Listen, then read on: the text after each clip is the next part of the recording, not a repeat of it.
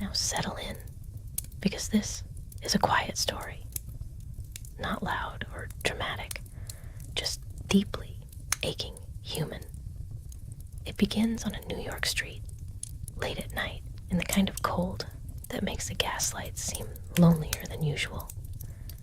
The kind of cold that empties sidewalks and sends good people home to warm suppers and warm beds. But one man is not going home. He's standing in the darkened doorway of a hardware store, a store that has long since closed for the evening, with his coat collar turned up against the wind and a cigar burning slow between his fingers. He looks comfortable there, in a strange way, patient, like a man who has been waiting a long time already and has made his peace with waiting a little longer. A police officer comes down the block, trying door handles as he goes, the way officers did in those days. Steady, unhurried, keeping the neighborhood honest just by being present. He notices the man in the doorway, slows, stops, and the man in the doorway, he doesn't startle, doesn't shrink. He straightens up, almost cheerfully, and says, "Go ahead, officer. I'm just waiting for an old friend. We made a promise, he and I, 20 years ago tonight, right here on this very spot, and I mean to keep it." There's something in his voice, a pride, maybe, or something lonelier than pride. Either way, the officer listens, so the man tells his story, and the cold night sort of leans in to listen along with the officer. His name is Bob, and 20 years ago, 20 years to the night, he and his best friend in all the world, a fellow named Jimmy Wells, sat down together right here at a restaurant that used to stand where this hardware store now does. They were young then, 18, maybe 19, the best of friends, the kind of friends who think the whole world is the two of them against everything else. But the next morning, Bob was leaving New York, heading west to make his fortune, and Jimmy, well, Jimmy was a New York boy, born and bred, couldn't imagine being anywhere else. So they sat there that last evening, talking and laughing and eating, and when the time came to part, they made a promise. A real one. The kind that feels iron solid when you're young. They said, in 20 years, come back. Right here. Same spot. Same time. And whoever gets here first, they wait. Bob smiles a little, telling this. He got to the West all right. He did well. More than well, by the look of his diamond tie pin and his fine watch. He'd been in some rough places, done some hard things, but he always remembered the promise. And so, here he is, on the night, on the spot, waiting for Jimmy Wells. The officer listens a moment longer, nods slowly, and moves on down the street. For a little while, the story breathes. The street is quiet, just Bob and his cigar and the cold. Then, a small thing.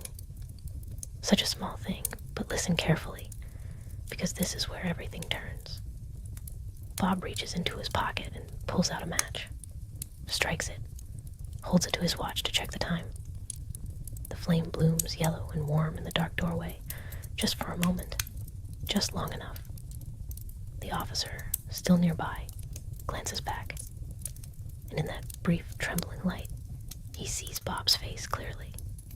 The square jaw, the little white scar near the right eyebrow, the sharp, watchful eyes.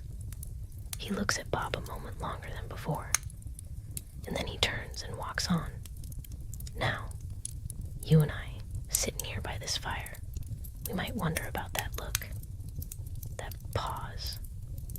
We don't know yet what it means. Neither does Bob.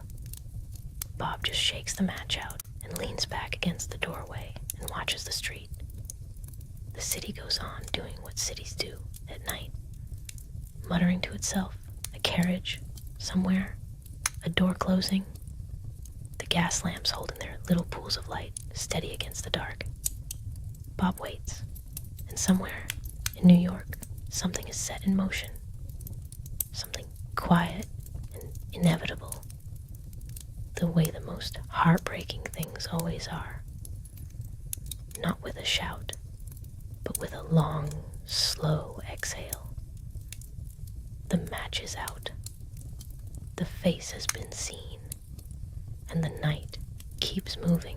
About 20 minutes later, maybe a little more, a man comes up the block, hunched slightly against the cold, hands in his pockets.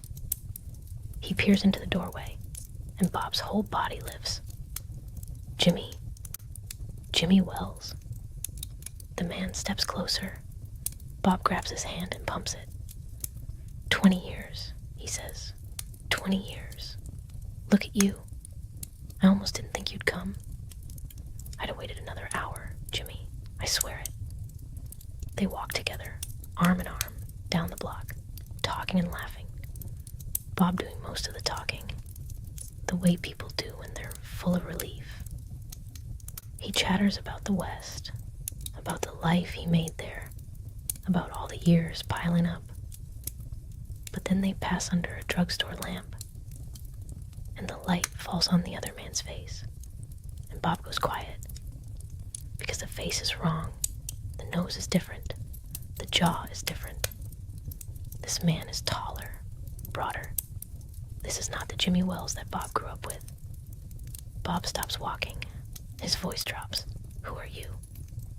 And the other man, steady, quiet, not unkind, says, I'm a plainclothes detective, sir. You're under arrest. Bob doesn't run. I don't think he could. He just stands there in the lamplight, while the detective hands him a small folded note.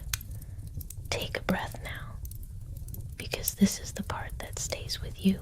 Bob unfolds the note with fingers that may have trembled just a little. And this is what it says. Bob, I was at the appointed place on time. When you struck the match to light your cigar, I saw the face of the man wanted in Chicago. Somehow, I couldn't do it myself, so I went around and got a plainclothes man to do the job. Your friend, Jimmy. That's all. Just that. Sit with it a moment, because here is what that note contains. Tucked between every quiet word, Jimmy Wells came. He kept the promise. After 20 years, through cold and darkness, in a city that never stops moving, he showed up, because that is what you do for someone you love. And then, in the flicker of a match, he saw who his friend had become. Not the boy he remembered, a wanted man, a criminal. And Jimmy Wells, who was by then a police officer, a man of duty, had to choose between the friend he had carried in his heart for 20 years and the law he had sworn to uphold. He could not arrest Bob himself. That much love remained. But he could not let him go. That much duty remained. So he did both, and neither, and walked away without a word. That, my dear friend, is the whole story. Not a loud one, as I said, but it echoes. 2 men, 1 promise, and 20 years of becoming people they couldn't have imagined. Somehow, I think of Jimmy walking home alone that night, and I wonder if he ever stopped wondering too.